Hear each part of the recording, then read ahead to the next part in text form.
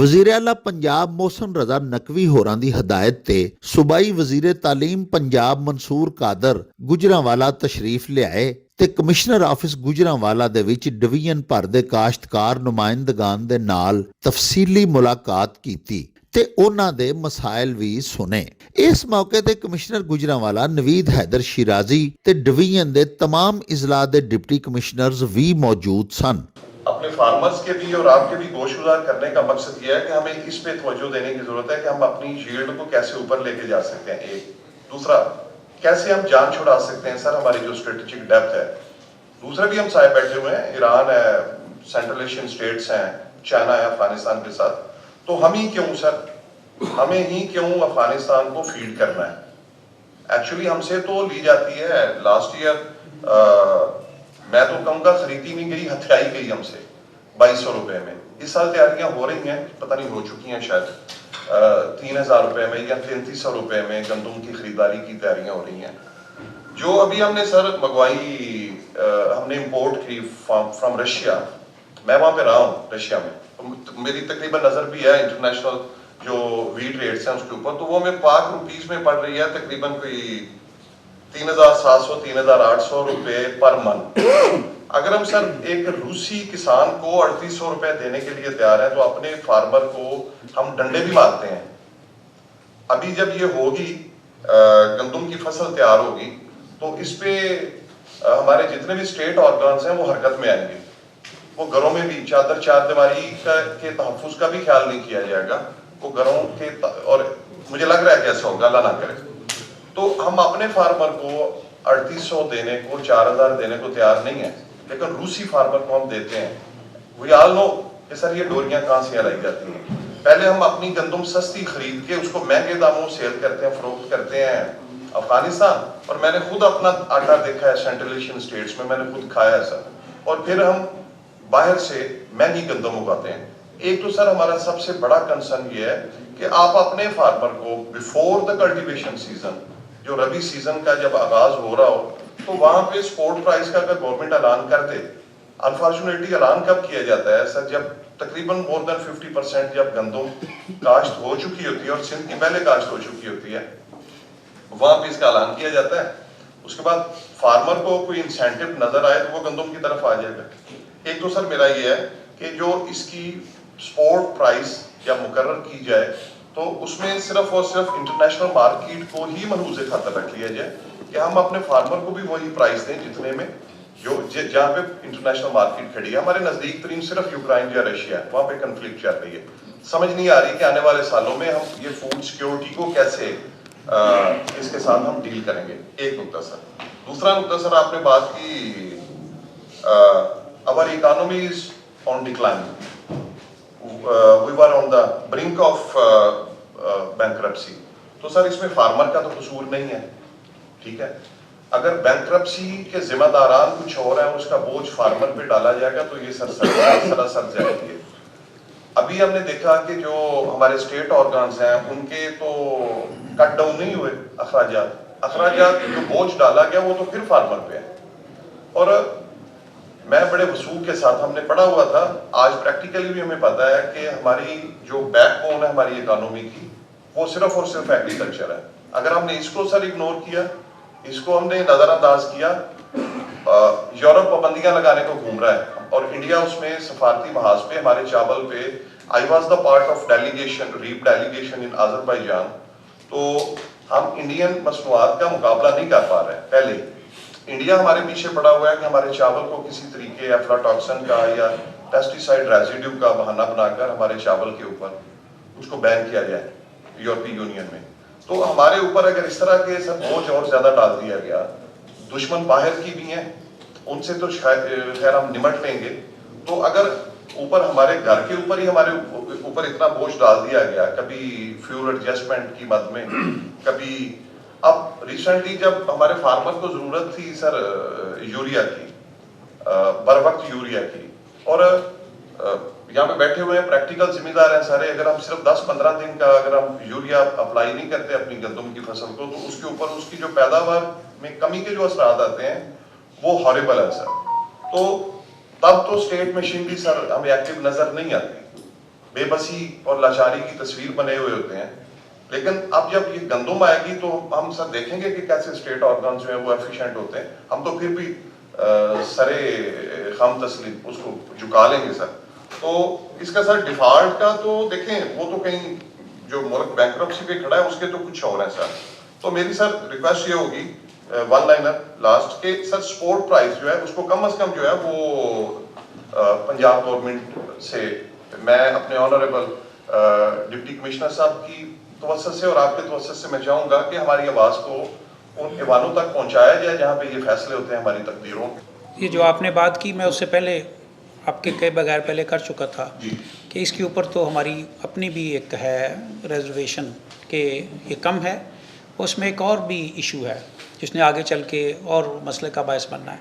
सिंध हुकूमत ने ऑलरेडी इसको 4000 अनाउंस कर दिया है, तो उसका नतीजा ये निकलेगा कि ये हमारा जो साउथ है बावलपुर से आगे ये उधर को जाएगी जी। और फिर वो अल्टीमेट शॉर्टफॉल जो है वो पंजाब के अंदर आएगा। यही पॉइंट था जो डिस्कस हुआ था और यही कहा गया था कि हमें कोशिश करके इसको बढ़ाना चाहिए। जो आप कह रहे हैं ना, कम से कम वो हो और उसके लगभग हम कहीं जाएंगे तो अपने सूबे की ज़रूरियात को पूरा कर सकेंगे। खाद की कमी नहीं है, एक तो होता है जो शार्टेज है।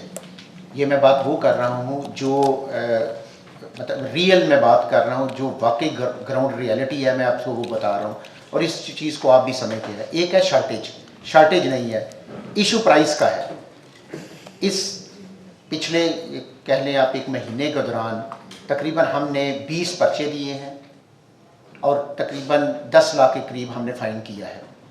अब जो अफसोस वाली बात यह है कि वो जिनको हमने फ़ाइन किया है या जिन पे पर्चे दिए हैं वो कोई ना तो किसी और डिवीजन से आए हैं, ना किसी और प्रोविंस से आए हैं और ना किसी और मुल्क से आए हैं। वो हमारे ही भाई बंदे हैं जो ब्लैक करके या मसनूई शॉर्टेज पैदा करके तो वो आपको महंगे दामों बेचते हैं। जो आपने कहा है कि मिल नहीं रही, वो तो मैंने आपको बताया कि खाद अवेलेबल है।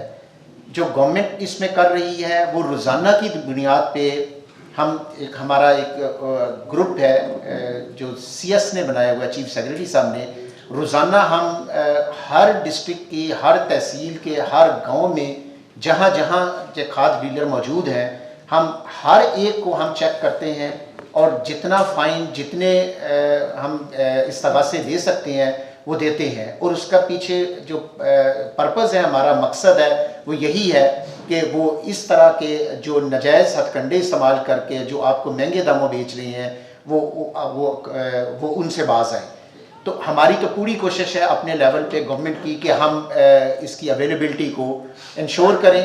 और उसके लिए मैंने आपको बताया है कि जो हम ये हम बदले ना खास्ता हम ये पर्चे और जुर्माने करते हैं, क्योंकि वो भी आपके भाई हैं, हमारे में से ही वो लोग हैं, लेकिन क्योंकि वो इस तरह नाजायज़ करते हैं तो हम ये एक्शन लेते हैं।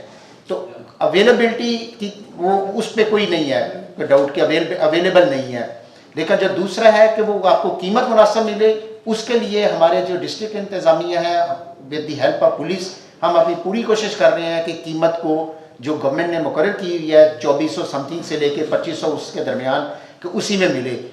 किसी जगह अगर हमें, क्योंकि 100-50-100 का मार्जिन हम रख लेते हैं, लेकिन इससे जो ज़्यादा बेच रहे हैं उस पर हम एक्शन ले रहे हैं। ਜ਼ਿਮੀਦਾਰ ਕੀ ਕਰੇ ਉਹਨੇ ਤੇ ਉਸੇ ਟਰੈਕਟਰ 'ਚ ਪਾਉਣਾ ਤੇ ਉੱਥੇ ਹੀ ਵਾਉਣਾ।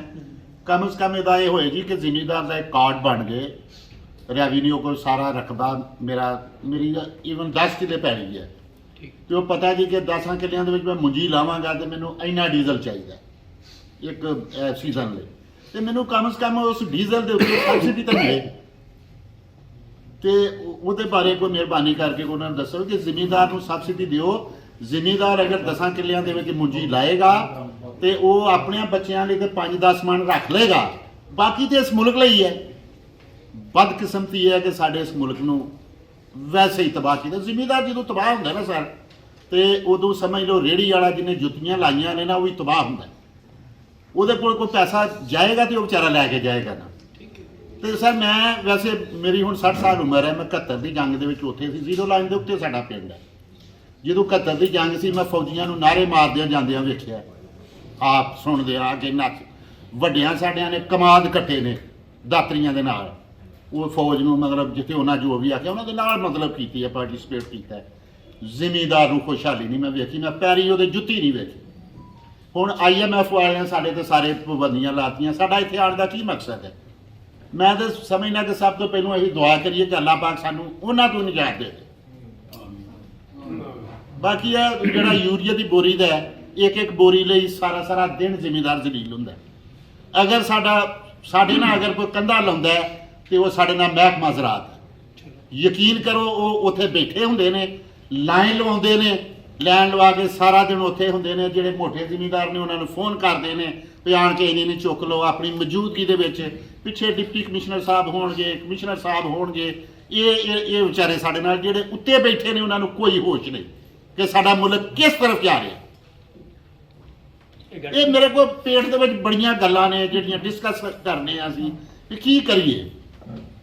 ਇੱਥੇ ਅਸੀਂ IMF ਦੇ ਮਤਲਬ ਡਏ ਆ, ਅਸੀਂ ਤੇ ਬਦਕਿਸਮਤ ਆ। ਐਡਾ ਸੋਹਣਾ ਮੁਲਕ, ਇੱਥੇ ਬੰਦਾ ਕੱਟੋ ਨਾ ਸਰ, ਬੰਦਾ ਕੱਟੋ ਤੇ ਸ਼ਾਮ ਨੂੰ ਭੁੰਗਰ ਪੈਂਦਾ। ਉਹ ਸਾਡੇ ਕੋਲ ਰਕਬਾ ਉਹ ਪਾਣੀ ਆ। ਤੁਹਾਡੀ ਗੱਲ ਨਾਲ ਇਖਤਲਾਫ ਕੋਈ ਨਹੀਂ, ਠੀਕ ਹੈ। ਤੁਹਾਡੇ ਜਜ਼ਬਾਤ ਦੇ ਨਾਲ ਵੀ ਕੋਈ ਇਖਤਲਾਫ ਨਹੀਂ। ਔਰ ਜਿਸ ਤਰ੍ਹਾਂ ਤੁਸੀਂ ਦੁਆ ਕੀਤੀ ਹੈ, ਬਸ ਇਹ ਨਹੀਂ ਕਿ ਇਕੱਲੀ ਦੁਆ 'ਤੇ ਰਹਿਣਾ ਅਸੀਂ, ਮੇਰਾ ਮਤਲਬ ਖਵਾਇਸ਼ ਤਾਂ ਇਹੀ ਹੈ ਨਾ ਕਿ ਅਸੀਂ ਜਿਹੜੇ ਜਿੰਨੇ ਵੀ ਪਾਕਿਸਤਾਨੀ ਹੈ ਵਾਂ ਅੱਲਾਹ ਤਾਲਾ ਇੱਕ ਤਾਂ ਸਾਡੀਆਂ ਨੀਤਾਂ ਠੀਕ ਕਰ ਦੇ ਤੇ ਇਨਸ਼ਾਅੱਲਾ ਕਾਫੀ ਕੁਝ ਠੀਕ ਹੋ ਜਾਏਗਾ। ਤੇ ਨੀਤਾਂ ਠੀਕ ਹੋ ਗਈਆਂ ਤੇ ਫਿਰ ਬਾਕੀ ਮਾਮਲਾਤ ਵੀ ਠੀਕ ਹੋਣ ਚਲੇ ਜਾਣਗੇ। ਤੇ ਹੁਣ ਗੱਲ ਆ ਜਾਂਦੀ ਇੱਥੇ ਤੁਹਾਡੇ ਵਾਲੀ ਗੱਲ ਦੇ ਉੱਤੇ। ਹੁਣ IMF ਨਾਲ ਤੇ ਅਸੀਂ ਗੱਲ ਨਹੀਂ ਕਰ ਸਕਦੇ, ਨਾ ਕਮਿਸ਼ਨਰ ਸਾਹਿਬ ਤੇ ਨਾ ਕੋਈ, ਉਹ ਤੇ ਫੈਡਰਲ ਗਵਰਨਮੈਂਟ ਕਰਦੀ ਪਈ ਹੈ। ਲੇਕਿਨ ਜਿਹੜੀ ਤੁਸੀਂ ਗੱਲ ਕੀਤੀ ਹੈ ਕਿ ਚਲੋ ਜੀ ਸਾਡੇ ਨਾਲ ਮੋਢਾ ਲਾਉਂਦਾ ਹੈ ਐਗਰੀਕਲਚਰ, ਇਹ ਵੀ ਤੇ ਹਕੂਮਤ ਹੀ ਹੈ ਨਾ। ਦੇਖੋ ਨਾ, ਇੱਕ ਮਿੰਟ ਸੁਣੋ, ਇਹ ਵੀ ਤੇ ਹਕੂਮਤ ਹੀ ਹੈ ਨਾ, ਉਹ ਗਵਰਨਮੈਂਟ ਦਾ ਹੀ ਡਿਪਾਰਟਮੈਂਟ ਹੈ ਨਾ।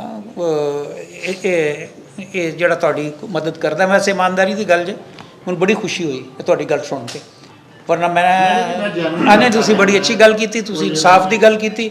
ਜ਼ਿਆਦਾਤਰ ਇਹ ਜਿਹੜੇ ਫੋਰਮਸ ਉਹਨਾਂ ਨੇ ਤੇ ਸ਼ਿਕਾਇਤਾਂ ਹੀ ਲੱਗਦੀਆਂ ਨੇ। ਮੈਂ ਤੁਹਾਨੂੰ ਪਹਿਲੀ ਵਾਰੀ ਵੇਖਿਆ ਜਿਹਨੇ ਆਖਿਆ ਵੀ ਕੋਈ ਸਾਡੇ ਨਾਲ ਭਲਾ ਵੀ। मेरा नाम की जहांगीर अहमद है। ਇੱਕ ਮਿੰਟ ਤੁਹਾਡੀ ਸਾਰੀ ਦੀ ਗੱਲ ਸੁਣਨੀ एक एक करके सबसे इंशाल्लाह। ਤੇ ਮੈਂ ਬੜਾ ਖੁਸ਼ ਹੋਇਆ ਤੁਹਾਡੇ ਤੋਂ, ਤੁਸੀਂ ਜਿੰਨਾ ਆਪਣਾ ਤਜਜ਼ੀਆ ਪੇਸ਼ ਕੀਤਾ ਇਮਾਨਦਾਰੀ ਨਾਲ ਕੀਤਾ। ਸਾਨੂੰ ਗੁਜਰਾਤ ਨੂੰ ਮੰਡੀ ਭੌਲਦੇ ਨੂੰ ਸਬਸਿਡੀ ਕੋ ਲੱਭਦੀ ਹੈ ਕਮਾਦ ਉੱਤੇ। ਸਾਡਾ ਮੁਹੱਲਿਕਾ ਇਲਾਕਾ ਵੇ ਮੰਡੀ ਦੇ ਨਾਲ, ਉਹ ਚਾਹੇ 5000 ਲੱਭਦੀ ਰਹੀ ਹੈ, ਹੁਣ ਤੇ ਚਲੋ ਸਬਸਿਡੀਆਂ ਉਂਝ ਹੀ ਖਤਮ ਹੋ ਗਈਆਂ ਨੇ ਨਾ, IMF ਨੇ ਕਰ ਦਿੱਤੀਆਂ। ਲੇਕਿਨ ਇਹ ਕਿ ਸਾਡਾ ਗੁਜਰਾਤ ਜਿਹੜਾ ਨਾ ਜੀ ਜ਼ਿਲ੍ਹਾ ਉਹ ਮਰਹੂਮ ਹੈ ਕਮਾਦ ਦੀ ਸਬਸਿਡੀ।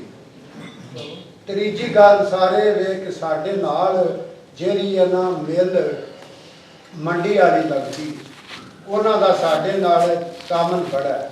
ਲੇਕਿਨ ਉਹ ਆਂਦੇ ਨੇ ਕਿ ਅਸੀਂ ਜਿਹੜਾ ਉਹ KNC ਸੇ ਪੈਸਾ ਕੱਟਣੇ ਆ, ਉਹ ਅਸੀਂ ਗੁਜਰਾਤ ਨੂੰ ਨਹੀਂ ਦੇ ਸਕਦੇ।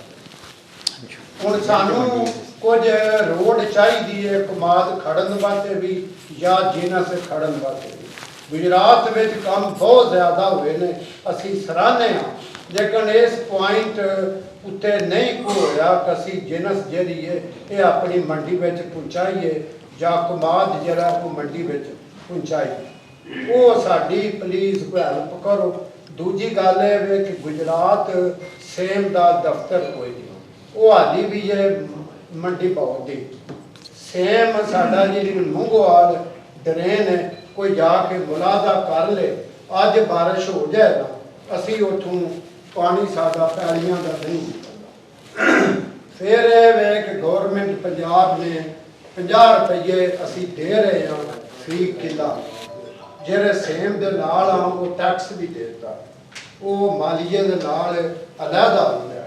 ਉਹ ਪੇ ਕਰਨ ਦੇ ਬਾਵਜੂਦ ਸਾਡਾ ਪਾਣੀ ਜਿਹੜੀਆਂ ਨਾ ਜੀ ਸੇਮਾਂ ਇਹ ਨਹੀਂ ਕੱਢਦੀਆਂ। ਇੱਕ ਸਾਲ ਹੋਰ ਹੈ ਕਿ ਤੁਸੀਂ ਜਾ ਕੇ ਮੁਲਾਜ਼ਾ ਕਰ ਸਕਦੇ ਹੋ, ਜਿਹੜੀ ਹੈ ਨਾ ਅਪਰ ਜੇਲ੍ਹ ਇਮਤਿਹਾਨ ਉਹਦੇ ਨਾਲ ਨੇ ਲਿੰਕ 14R/1R ਪਾੜਿਆਂ ਵਾਲੀ ਮਾਈਨਰ ਤੇ 13R, ਇਹਨਾਂ ਵਿੱਚ ਪਾਣੀ ਜਾ ਹੀ ਨਹੀਂ ਸਕਦਾ।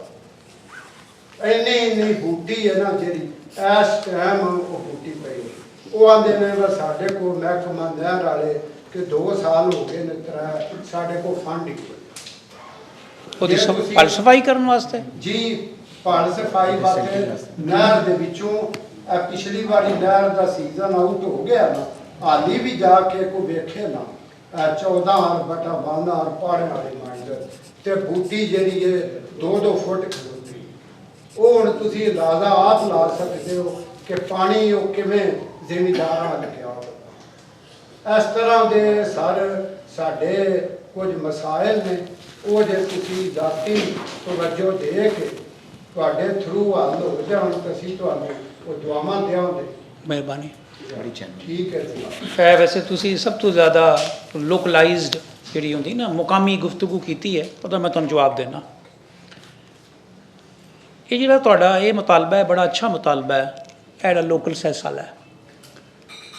ਇਹ ਜਿਹੜੀ ਤੁਹਾਡੀ ਮਿੱਲ ਹੈ ਇਹਦਾ ਕੈਚਮੈਂਟ ਏਰੀਆ ਜਿਹੜਾ ਹੈ ਉਹਦੇ ਵਿੱਚ ਮੰਡੀ ਬਹਾਉਦੀਨ ਦੇ ਨਾਲ ਗੁਜਰਾਤ ਵੀ ਸ਼ਾਮਲ ਹੈ ਨਾ, ਇਹ ਗੰਨਾ ਜਾਂਦਾ ਨਾ ਗੰਨਾ ਜਾਂਦਾ ਹੈ। ਤੇ ਇੱਕ ਮਿੰਟ ਠਹਿਰੋ, ਤੇ ਕਿੰਨੇ ਫੈਸਲਾ ਕੀਤਾ ਹੋਇਆ ਕਿ ਉਹ ਜਿਹੜੀ ਸ਼ੂਗਰ ਸੈਸ ਦਾ ਪੈਸਾ ਹੈਗਾ, ਸ਼ੂਗਰ ਕੇਨ ਸੈਸ ਦਾ ਪੈਸਾ ਉਹ ਸਿਰਫ ਮੰਡੀ ਬਹਾਉਦੀਨ 'ਚ ਲੱਗਣਾ? ਇਹ ਕਿਹਦਾ ਫੈਸਲਾ ਹੈ? ਹੋ ਸਕਦਾ ਨਾ ਹੋਵੇ ਬਹਰਹਾਲ ਨਹੀਂ, ਜਾਂ ਤੇ ਤੁਸੀਂ ਪੱਕੀ ਗੱਲ ਕਰੋ। ਹਾਂਜੀ ਪੜਿਆੜ ਸਾਹਿਬ, ਤੁਹਾਨੂੰ ਕੋ ਪਤਾ ਹੈ? ਸਰ 2017 ਤੋਂ ਲੈ ਕੇ 2022 ਤੱਕ ਦੀ ਮੇਰੇ ਕੋਲ ਰਿਪੋਰਟ ਹੈ ਕਿ ਜਿਹੜਾ ਗੰਨੇ ਦੀ ਇਹਨਾਂ ਰੋਡ ਸੈਸ ਦਾ ਪੈਸਾ 40 ਕਰੋੜ ਰੁਪਏ ਪਲੱਸ ਹੈ। ਛੁੰਝੇ ਪਏ ਹੈ, ਲੱਗੇ ਹੀ ਨਹੀਂ। ਅਸੀਂ ਹਰ ਸਾਲ ਸਾਡਾ ਮੁਹਤਰਮ ਅਸਿਸਟੈਂਟ ਕਮਿਸ਼ਨਰ ਰਹੇ ਨੇ ਪਹਿਲੇ, ਹੁਣ ਡੀਸੀ ਮੰਡੀ ਬਹਾਉਦੀਨ ਨੇ ਮਾਸ਼ਾਅੱਲਾ, ਅਫਜ਼ਾਲ ਵੜਾਏ ਸਾਹਿਬ ਨੇ, ਅਸੀਂ ਇਹਨਾਂ ਨੂੰ ਬੜਾ, ਇਹ ਵੀ ਸਾਡੇ ਕੋਲ ਮਾਸ਼ਾਅੱਲਾ ਰਹੇ ਨੇ ਏਡੀਸੀ ਜੀ। ਇਹਨਾਂ ਸਾਰਿਆਂ ਦੇ ਨੋਟਿਸ ਵਿੱਚ ਉਹ ਇੱਕ ਮਿਲ ਜਿਹੜੀ ਉਹ ਬੰਦ ਹੈ, ਕੋਈ ਤਕਰੀਬਨ 7-8 ਸਾਲ ਤੋਂ ਵੱਲ ਕੋਈ ਉਹਨਾਂ ਦੀ ਕਾਨੂੰਨੀ ਪੇਚੀਦਗੀ ਹੈ ਜਾਂ ਕੀ ਪ੍ਰੋਬਲਮ ਹੈ, ਫਾਲੀਆ ਸ਼ੂਗਰ ਮਿਲ। ਅਸੀਂ ਚਾਹੁੰਦੇ ਹਾਂ ਕਿ ਉਹ ਵੀ ਅਗਰ ਕੋਈ ਕਾਨੂੰਨੀ ਪੇਚੀਦਗੀ ਤਾਂ ਉਸ ਨੂੰ ਖਤਮ ਕਰਕੇ ਉਹਨੂੰ ਵੀ ਇਜਾਜ਼ਤ ਦਿੱਤੀ ਜਾਏ, ਉਹ ਆਪਰੇਸ਼ਨਲ ਹੋ ਜਾਏ। ਪਿੱਛੇ ਰਹਿ ਗਈ ਸ਼ਾਹਤਾਜ ਸ਼ੂਗਰ ਮਿਲ, ਉਹਨਾਂ ਦਾ 40 ਕਰੋੜ रुपया अजय तक पे है। मैंने खुद सर दरख्वास्तें दी हैं डीसी साहब को भी, इसके अलावा गवर्नमेंट सेक्टर में काफ़ी जगह पर मैंने ना कोशिश की है, लेकिन कोई ख़ास कामयाबी नहीं मिली। अभी जो जवाब दे रहे हैं वो कह रहे हैं कि अभी अप्रूव्ड हो गई हैं कोई सड़कें आपकी, वो बन जाएगी। अभी सीज़न है गन्ने का, तो जो भी वो ख़त्म होगा, सात सिरे से मंडी बहाउद्दीन है, कुछ और भी है जहाँ पे गन्ने का ज़्यादा रश होता है, रात होता है, उसके लिए वो करना होता है। लेकिन पता नहीं क्या वजूहत हैं, क्या मसला है, वे अभी तक पैसा नहीं लग सका। ये मेरे पास तस्वीर है, आप आखिर में कहें तो मैं आपको शाहताज शुक्र मिल से मैं रिपोर्ट लेकर आया हूँ। इसके ऊपर बड़ी डिबेट है और हम उसके ऊपर कोशिश कर रहे हैं कि कोई ना कोई वाया मीडिया निकले। हमारे यहाँ ये इलेक्शन कमीशन ये कहता है कि आपने एग्जीक्यूशन नहीं करनी, ठीक है। अगर और कुछ ना हम कर सकें, इसकी तो भी डिस्पेंसेशन ली जा सकती है। देखिए हमारे एजुकेशन डिपार्टमेंट में एक बड़ी अच्छी उन्होंने दे दी है, थोड़ा सा इनिशिएटिव लें, उसके पीछे खुलूस हो तो ये चीज़ें हो भी जाती हैं। वो ये है कि 2500 के करीब जो साथीज़ा थे सर, उनकी प्रमोशंस हुई थी, और उसके मुताबिक हम सारे नौकरियों में हैं कि प्रमोशन उतनी देर तक प्रॉपर नहीं होती जब तक वो एक्चुअलाइज नहीं हो जाती। अभी उसकी स्कीम बन रही थी, उनकी ग्रेड्स के मुताबिक उनको प्लेसमेंट देनी थी और प्रमोशन को एक्चुअलाइज करना था, तो ये अचानक असम्बलीज़ के टूटने की वजह से वो मामला रुक गया। अब जब ये मामला सामने आया कि जी ये चलें, आपने इलेक्शन कमीशन ने पाबंदी लगाई है पोस्टिंग ट्रांसफ़र पे, उसमें टीचर्स भी शामिल हैं, लेकिन ये जो बंदे हैं इनको किस बात की सज़ा है कि इनको फाइनेंशियल लॉस होगा, वो अपने किसी ने 11 से 15 में जाना है तो हम उसको रोक के रखें। So we moved a reference to the election commission of Pakistan, और कल उनका हमें जवाब भी आ गया। उन्होंने कहा जी ठीक है, जो ये प्रमोटेड हैं इनको आपको नोटिफाई करें, इनकी ट्रांसफर आप कर रहे हैं। So like many other things ये चीज़ कल डिस्कस होती रही है कि हम इन मामलात पे इलेक्शन कमीशन को लिखते रहेंगे, जो जो डिस्पेंसेशन हमें मिल जाएगी उसको हम अवेल करेंगे। सर दरानी इलाके में हमें सबसे बड़ा मसला जो है वो पानी का मसला है, और पानी जो है वो कम से कम 400 फीट नीचे है, जो ज़राअत के लिए काबिल काश्त पानी है। जो ऊपर वाला पानी है 150 फीट पे 200 फीट पे, वो पानी ख़राब हो चुका है। वो अगर हम देते हैं फसल को तो फसल ख़राब हो जाती है, उसकी कोई वो उसका मकसद ही ख़त्म हो जाता है। सर उसमें 400 फीट पे अगर कोई किसान बोर करता है तो उसको कम से कम 12 से 13 लाख रुपया चाहिए टरबाइन का बोर करने के लिए। अब जो किसान है वो 12 से 13 लाख किसी के लिए अफोर्ड करना बड़ी मुश्किल बात है, नंबर 1। नंबर 2, अगर कोई ऐसी प्रपोजल हो जिसपे गवर्नमेंट इस सब्सिडाइज करे या इस पे कोई लोन बैंक दे दे ताकि वो बंदा बोर करवा के उसको और बंदा बैंक को पे कर सके, ये स्कीम। दूसरा सर ये है कि सोलर जो है ये हमारे एरिया में जैसे फॉर एग्जांपल किसी के पास बोर तो है, अब उसने 400 फीट से पानी ऊपर लेके आना है तो उसको बड़ी हैवी इंजन चाहिए, बड़ा हैवी। अगर तो वो बिजली पे, कई लोगों के पास तो वहाँ पे बिजली नहीं है क्योंकि वहाँ पे जो है ना कई एरिया में बिजली दूर है, वहाँ पे नहीं जा सकती। उसमें सर ये है कि सोलर जो है वो आप गवर्नमेंट जो दे रही है सब्सिडाइज सिर्फ दे रही है स्प्रिंकलर सिस्टम पे या दे रही है ड्रिप इरिगेशन पे। ड्रिप इरिगेशन एक तो बहुत बागों का कॉन्सेप्ट हमारे एरिया में तो है ही कोई नहीं है, बड़े लोग कम लोग हैं जिन्होंने बाग वगैरह लगाए हुए हैं बरानी एरिया में। उधर जरूरत है कि जो अपना हमारा सोलर है इसको आम किसान तक प्रोवाइड किया जाए, इसकी कोई ऐसी फैसिलिटेशन दी जाए ताकि जो 2-3-4 एकड़ का किसान है वो भी इसको अवेल कर सके। एक इस स्कीम में एक और भी फॉल्ट ये है कि 5 एकड़ से कम किसान जो है उसको कोई स्कीम मिलती नहीं है। मोस्टली अब ये हो चुका है कि आबादी बढ़ने की वजह से लोगों के रकबे कम हो गए हैं, भाइयों के दरमियान पार्टीशन हो गई है, लोगों के नाम इतनी जमीन ही नहीं है, तो कम से कम 3 एकड़ पे ये स्कीम दी जाए जिसपे लोग फैसिलिटेट हो सके। और सोलर की बड़ी अच्छी स्कीम है जिसपे 25% गवर्नमेंट ऑफ पंजाब दे रही है या फेडरल गवर्नमेंट इसमें कंट्रीब्यूट कर रही है, जो मुझे पता है। उसको जो है अभी तक सिर्फ और सिर्फ महदूद कर दिया गया है स्प्रिंकलर तक और ड्रिप तक, उसको जरा आम किसान तक करनी जो है जरूर। मैं अपनी यूनियन काउंसिल की बात कर रहा हूँ। 97 में एक प्रोग्राम लॉन्च हुआ था CMP प्रोजेक्ट फरोग पैदावार। मैं तो स्टूडेंट था तो मैंने देखा है, अपने किसानों को पनपते देखा है। हम खुद कफील थे, हर लिहाज से खुद कफील थे। फिर एक दौर आया, हमसे सब कुछ छिन गया। हमने अगर 5 लाख था तो उस रेवेन्यू को जनरेट किया, हम 40 लाख पे लेके गए। इससे बहुत बड़ी मीटिंगें मैंने देखी हैं, मैंने फेडरल मिनिस्टर अपने गांव में आते हुए देखे हैं, मैंने DG लेवल के नुमाइंदे अपने गांव में आते हुए देखे हैं। सर बदकिस्मती ये है कि यहाँ पे हम सब लोग बैठे हैं, हमारे मसाइल एक जैसे हैं। अगर मेरी बैकबोन ठीक है ना तो मैं चल के आऊँ, गाड़ी चला के आऊँ इधर। अगर मेरी बैकबोन नहीं ठीक होगी तो कैसे मैं इधर तक पहुंच सकता हूँ? ठीक, तो सराय तो हमारी बैकबोन है। हम वफादार लोग हैं, हम डेरेदार लोग हैं। कोई आता है हम उसे खाना भी खिलाते हैं, पान भी पिलाते हैं। ये सारे मेरे दोस्त बैठे हैं। 10 एकड़ तक जो किसान है वो किसी को खाना खिलाने के काबिल भी नहीं। मेरे साथ चले, हमसे ज्यादा ग्राउंड लेवल पे कोई भी नहीं रहता। हम गांव के लोग हैं, हमारा जीना मरना उन लोगों के साथ है। हमारे गांव में जब किसान खुशहाल थे तो जिनको हम कमी बोलते हैं वो हमसे ज्यादा खुशहाल थे। खाद की बात हुई है, जब काश्त का टाइम होता है हमें बताएं कहां से खाद मिलती है। हमें नहीं खाद मिलती, हमें खाद ब्लैक में मिलती है। जब हम अपनी फसल बेचते हैं तो रेट होता है 2000, जब हमारे घर से निकल जाती है तो पता चलता है 3500 है। ठीक, सर बातें तो सारी दोस्तों ने की हैं, लेकिन आज तक हम मुसलमान हैं, नमाज पढ़ते हैं, सिमत का तयन है। किसी ने आज तक सिमत का तयन किया है कि इस ज़रायत को किस तरफ लेके जाना? ठीक, मीटिंगें होती हैं, कॉन्फ्रेंसें होती हैं, लेकिन आज तक मुझे बताएं किसी पे इम्प्लीमेंट हुआ हो लॉन्ग टर्म। आप भी हमारे पास केयर टेकर हैं, हम भी गवर्नमेंट का हिस्सा हैं, हमने भी मिनिस्ट्रियाँ देखी हैं, सारे मामला देखे हैं, हमसे कोई भी राज पोशीदा नहीं। लेकिन मकसद है इम्प्लीमेंटेशन का। ठीक, जब तक इम्प्लीमेंट नहीं करेंगे नताइज नहीं आएंगे। हमारा हमसाया मुल्क है इंडिया, वहाँ पे 1 करोड़ के जो ट्रैक्टर है उसके साथ व्हीलिंग करते हैं, यहाँ पे 1.5 के साथ व्हीलिंग के लिए पैसे नहीं हमारे पास। अच्छा चलें, देखिए जो आप कॉन्सेप्चुअल बात कर रहे हैं ना उसमें तो कोई दो राय है ही नहीं। सर अब हम मेरी आते बात तो सुने ना। नहीं सर मेरी बात तो मैं सुने। आपकी बात ये सुनता मेरे हूँ। दोस्तों ने जितनी बातें की हैं, ये मेरे भाई बैठे हैं, उन्होंने कहा जी हमारी जो गंदम है वो नीचे की तरफ आ रही है। तो सर जब जमीन से आता कुछ नहीं तो जिनकी 2-2 4-4 एकड़ है वो बेच रहे हैं। वहाँ पे हाउसिंग कॉलोनियाँ बन रही हैं, मेरे गांव में 2 बन गई हैं, साथ वाले गांव में 1 बन गई है। सर अगर फसल से उनका गुजारा होगा तो क्यों पैली को जमीन को बेचेंगे? ये तो माँ है, ये तो कभी भी घाटे में नहीं ना जाती, लेकिन उसके साथ सलूक ही ऐसा हुआ। अच्छा मैं गुजारिश ये करने लगा था कि ये जो जितने भी मेरे दोस्तों ने अपने जो बताई आपको तजवीज़, उनमें से किसी एक पे भी अमल हो जाए ना तो इंशाल्लाह ताला कुछ सिमत का तयन ज़रूर हो जाएगा। शुक्रिया जी। चलें, मैं आपको इसलिए रोक रहा था, अब मैं माजरत करता हूँ आपसे कि रोकना नहीं चाहिए। मैं इसलिए कह रहा था कि मसाइल की तो काफ़ी हद तक निशानदेही हो गई है, तो तो मैं आप लोगों से ना चाहता ये हूँ कि अब वे फॉरवर्ड की बात करें। अब ये बताएं, ठीक है, मेरा इससे भी डिसएग्रीमेंट नहीं है कि बड़ा कुछ होता है और एंड पे जाके कुछ नहीं होता और सब कुछ होता है। चलें, आज भी आप भी वक्त निकाल के आए हैं, हम भी आए हैं, चलें एक कोशिश करते हैं, ठीक है, एक सोल्यूशन की तरफ जाते हैं।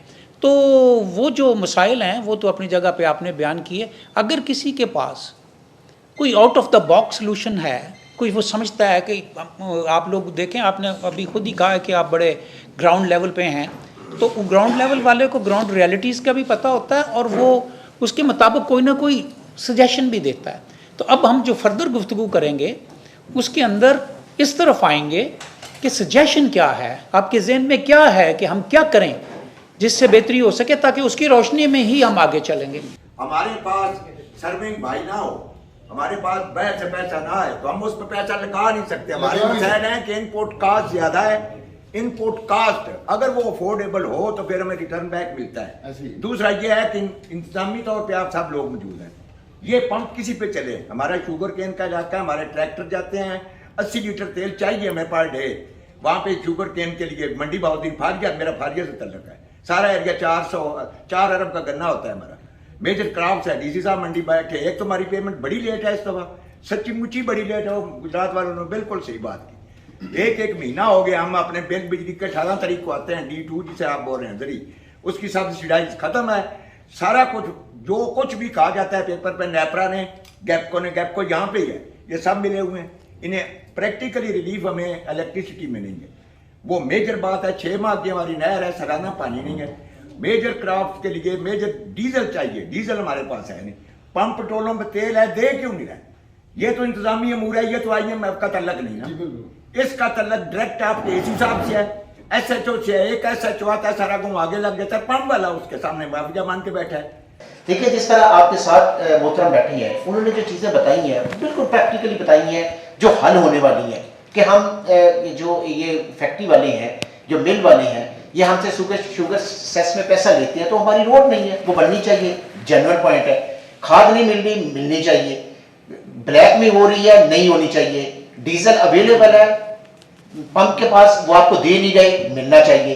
अच्छी बातें इन्होंने की है, लेकिन जो हम उससे ऊपर वाली बातें करेंगे जो हमारे भी दायरे इख्तियार में नहीं है, वो मैं और आप हम मिलकर दुआई कर सकते हैं ना। तो मेरी तमाम साहबान से रिक्वेस्ट होगी कि हम एक दूसरे को गलत साबित नहीं करें। हर बंदा अपना एक्सपीरियंस बता रहा है ना, हो सकता है मेरा एक्सपीरियंस आपसे डिफरेंट हो, आपका मेरे से डिफरेंट हो, लेकिन मैं अगर आपको गलत साबित करने की कोशिश करूंगा तो उसका रिजल्ट कुछ नहीं निकलेगा। नहीं, फिर वही बात आप कर रहे हैं। ये सब मैंने आपको बताया कि हमने गलत साबित नहीं एक दूसरे को करना। मैं उस वक्त ये नोट कर रहा था और मैं अगली बात करने लगा था, जो आप हमें इतना मौका दें कि जो काम हम कर सकते हैं वो हम ज़रूर आज की मीटिंग में उनको तय करें और उनको करने की कोशिश करें। एक सही ला हासिल शुरू कर दें, एक बहस शुरू कर दें। तो जो आखिरी पॉइंट इस बरखुदार ने किया ना, सूबाई वज़ीर तालीम पंजाब मंसूर कादर होरां ने मुकामी ते इंतजामी तौर ते हल कीते जान वाले मसाइल दे फौरी हल बारे मौका ते ही अहकामात जारी कीते। वो जनाब DC साहबान, ये आपको इंस्ट्रक्शंस भी आएंगी। ये बड़ी ही गलत बात है जो वो बता रहे हैं कि जी होर्डिंग हो डीजल की और हम कुछ ना करें, ये तो फिर फेलियर है। यहाँ पे वो सच्चे हैं, यानी मैं इस बात पे आने लगा था तो वो नई बैच शुरू हो गई, तो इसलिए सब नोट करें। और ये hoarding of the diesel particularly and oil as well, क्यों होर्डिंग की जाए? इनको हर जो है वो मिल रहा है, इसका प्राइस जो है वो उसको की जा रही है, इंक्रीज हो रही है, ठीक है। तो ये कोई जवाब नहीं बनता कि होर्डिंग की जाए। 2-3 चीज़ें अपनी टीमें बनाएं, एसीज को कहें, और टीमें बनाकर इनके जो है ना ये मेजरमेंट्स वाला सिस्टम चेक करें कि अगर गरीब को पहले मरा पड़ा है और उसके पास महंगे डीजल के लिए पैसे नहीं, उसको मज़ीद तो ना किया जाए कि उसको 1 लीटर प्रॉपर भी ना दिया जाए। एक जो है ये वेट एंड मेजर्स वाला काम, और दूसरा जो है ये होर्डिंग है, और तीसरा जो है कोई प्राइस, अगर कोई, अब मेरा ख्याल लोग प्राइस तो नहीं ज़्यादा देते, और अडल्ट्रेशन। ये 3-4 चीज़ों के ऊपर ना ये DC साहबान जी क्रैकडाउन करें। आप लोग नए आए हैं तो विजिबिलिटी होनी चाहिए लोगों के अंदर, जो है ना ये एहसास कि जी ये गवर्नमेंट जो है ना वो हमारे बारे में नहीं सोचती, वो जो है वो इन चीज़ों से अलूफ़ है। ये ख़त्म करने की कोशिश करें, अपनी प्रेजेंस को शो करें, और ये इसको आपने हेड करना है, डिप्टी कमिश्नर हज़रात ने करना है कि आप अपने लोअर फॉर्मेशंस के ज़रिए ये गिला ना इनको आए आइंदा से। देखिए, इसीलिए मैंने आपको बार बार रोक रहा था कि जो बातें करने वाली हैं, होने वाली हैं, ये तो हमारा काम है ना। कमिश्नर साहब बैठे हुए हैं, डीसीज इनकी पूरी टीम इस वक्त यहाँ पे मौजूद है, हम वो तो फोर्सफुली करें ना, बजाय सही है ला हासिल वो आपको कह रहे हैं, उनकी एक अपनी सोच है। बड़ा अल्लाह की बारगाह में कबूलियत का है, हम मुसलमान तो हैं लेकिन इन चीज़ों पे गौर नहीं करते कि अल्लाह ताला और रसूल सल्लम भी यही फरमाते थे कि भाई जो बंदा अपने हाथ से कमाई करता है, अपनी मेहनत से करता है, अल्लाह की बारगाह में उसका बड़ा मुकाम है। ये बड़ा नोबल पेशा है। अतार चढ़ाओ, मैं आपको एक और अर्ज़ करूं, आज आप अपनी बात कर रहे हैं, आपने ये देखे हैं ये बड़े बड़े जो इंडस्ट्रियलिस्ट हैं जिनके बारे में आप सबकी राय होगी कि जी ये जो मिलों वाले हैं ये बड़े अमीर हैं, ये हैं वो हैं, ये जब गिरते हैं, जब इनके मामलात ख़राब होते हैं, इनकी मिलों के पीछे बैंक होते हैं, बैंकों के पास इन्होंने करोड़ों अरबों लिया होता है, ये अरबों से ज़ीरो पे आते हैं। अल्लाह ने आप लोगों पे इतना करम किया हुआ है कि आपकी अपनी लैंड होल्डिंग है, आप उसमें से रिस्क लेते हैं और वो कभी आपको इतना नुकसान नहीं पहुंचता, सबको खिलाते हैं। और ये जो कारोबार होते हैं ना, इनमें भी एक सीज़न टाइप सा होता है, समटाइम्स ऊपर जाते हैं, समटाइम नीचे आ जाते हैं। ज़राअत में भी देखा ना, ये इधर आलू का भी हशर होता है, कभी बेहतर हो जाता है, कभी कुछ हो जाता है। इसलिए ਸੋ ਸਾਡੀ ਤਹਿਸੀਲ ਜਿਹੜੀ ਨਾ सन क्रॉप ਦੇ ਹਵਾਲੇ ਨਾਲ, ਸੂਰਜਮੁਖੀ ਦੇ ਹਵਾਲੇ ਨਾਲ ਸਭ ਤੋਂ ਮਾਸ਼ਾਅੱਲਾ ਅੱਗੇ ਵੇ।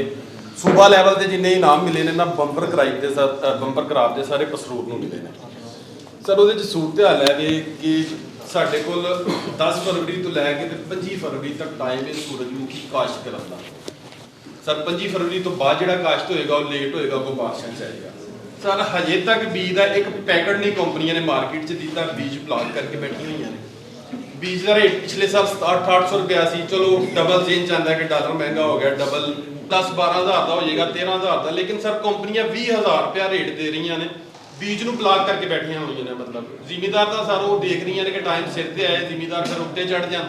वो ब्लैक भी जो 10-12 हज़ार का पैकेट है 20-25 हज़ार का लैके पान। नंबर 2 सर जिमीदार ने ना एक सबसिडी सूरजमुखी से गौरमेंट ने दी 5,000 रुपया पैकेट का। सर वो पिछले 2 साल तो सबसिडी सारी डिस्टर्ब है, किसी को मिली है किसी को नहीं मिली। सर अगर मिलनी है तो सारे मिल जाएगा, नहीं मिलनी तो खत्म कर देना सर। वो भी यही कंप्रोमाइज कर लांगे, अं मुल लैके पा लांगे, लेकिन बीज के मेहरबानी इसी को कह के ना इनका छापा डलवाएं, अंदर जो पड़ी हुई है ना बीज चीज कन्फेस्केट करवाएं। होर्डिंग को ये बर्दाश्त नहीं किया जाए। ओरिजिनल प्राइस पे बेच के उसको जो उसकी कीमत है उसको मार्केट में बेच के पैसे उसके पास जमा करवाएं। जो पहले मैंने बात की है ना, अगर मैं हूँ ना और मेरा पूरा इख्तियार चलता हो तो मैं इसकी इतनी मैसिव काश्त करवाऊँ सूरजमुखी की कि उसके नतीजे में जो उसका आयल आए, शायद हमारी जो इम्पोर्ट बिल है उसमें कमी आ जाए। ठीक है ना, तो इसलिए आप फिक्रमंद ना हो। ये कहा है, ये डायरेक्टर साहब आपने ये अपने डिप्टी डायरेक्टर को कहना है, बताएं, लिस्ट बनाएं, उनको बुला के पहले एक मीटिंग करें 2 दिन के अंदर अंदर, उनको कहें कि स्टॉक्स जो है ना ये पब्लिक करें, अगर ना किए तो ये कार्रवाई होगी। मैं 10 एकड़ का मालिक हूँ, हमने मोटर लगाई हुई है, 3 एकड़ मूंजी लगाई थी, 2 माह 5-5 लाख बिल पाते, लेकिन वो बिल साढ़े तक पहुँचता नहीं रहा। बाद जिदन आखिरी तरीक होनी उदन कोई कटिंग करके तो साढ़े तक पहुँचता रहा। एक बारी जाके असीं उतों रिक्वेस्ट भी की, उन्होंने ठीक कर दिता, वो जमा कराया। तो वो पहले मोबाइल में पढ़ा जाता है बिल, जब पढ़ा जाता है तो आप सोचें कि कितनी टेंशन होगी उस आदमी को। सही कह रहे हो। इसलिए हमारी दूसरा ज़राअत जो रीढ़ की हड्डी है ज़मींदार, इसको एक चीज़ नहीं काफ़ी चीज़ें खा रही हैं, लगी हुई हैं इसको, वो सबको टेंड कर रहा है। इजलास ਦੇ ਇਖਤਤਾਮ ਤੇ ਸੂਬਾਈ ਵਜ਼ੀਰ ਤਾਲੀਮ ਮਨਸੂਰ ਕਾਦਰ ਹੋਰਾਂ ਕਿਸਾਨ ਨੁਮਾਇੰਦਗਾਨ ਨੂੰ ਹਕੂਮਤੀ ਸਿਤਾ ਤੇ ਹੱਲ ਹੋਣ ਵਾਲੇ ਮਸਾਇਲ ਵੀ ਛੇਤੀ ਹੱਲ ਦੀ ਯਕੀਨ ਦਹਾਨੀ करवाई। उसमें मेरी सबसे आपसे दरख्वास्त ये है कि जिस तरह मैंने आपको कहा है कि हमारे डिप्टी कमिश्नर साहिबान बैठे हुए हैं, यहाँ से आपके बाद मिनिस्टर साहब सारे जो हमारे ऑफिसर साहिबान आज हैं उनको जर्नल आप ये उनको कह देंगे कि जितने ज़िम्मेदार हैं जो अपना मसला आप उनके पास लेके जाएंगे, इंशाल्लाह आपका मसला प्रायोरिटी पे हल होगा। मैं एक जस्ट जोक मैं आपको बात बताने लगा हूँ कि कमिश्नर गुजरांवाला का इंस्टा और ट्विटर और फेसबुक अकाउंट भी है, उसमें मैंने एक नंबर भी दिया हुआ है। जो बंदा जो कोई आपका उसका इशू है वो वहाँ बताता है, उसके बाद फौरी उसको रिस्पांस मिलता है और उसका मसला हल होने के बाद फिर उस पर होता है कि आपका मसला हल हो गया, तो आगे फिर डॉक्यूमेंट्स होते हैं शुक्रिया के। और ये तो पिछले दिनों कल या परसों किसी बंदे ने लिखा हुआ था कि कमिश्नर साहब आप अपने डीसी नारोवाल को भी बाहर की हवा लगवाएं।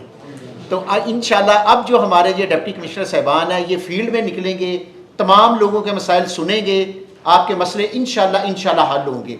इंस्टाग्राम मेरा है, फेसबुक है, डायरेक्ट उसमें कोई इशू है आप बताएं। अगर फ़र्ज़ करें किसी वजह से डीसा मसरूफ़ है, मीटिंग्स में है, आपको कोई है, घर बैठ के उस पर अपना मसला लिख दें, इंशाल्लाह आपका मसला एड्रेस होगा। मैं तमाम साहबान का, अपने फार्मर्स का, किसानों का शुक्रिया अदा करता हूँ कि आप तशरीफ़ लाए, आपके मसाइल को हमने जाना और ये हम हैं ही इसलिए कि आपके मसाइल को हल करें। ये जो हमारा आज का सेशन है इंशाल्लाह ये रूटीन में हम ये जो आज हमने सेशन किया है ये सेशन इंशाल्लाह हम ये करते रहेंगे ताकि मसाइल को आपको जानने और इनके लिए हम कोशिश हो कि वो हल हो इंशाल्लाह। Thank you very much.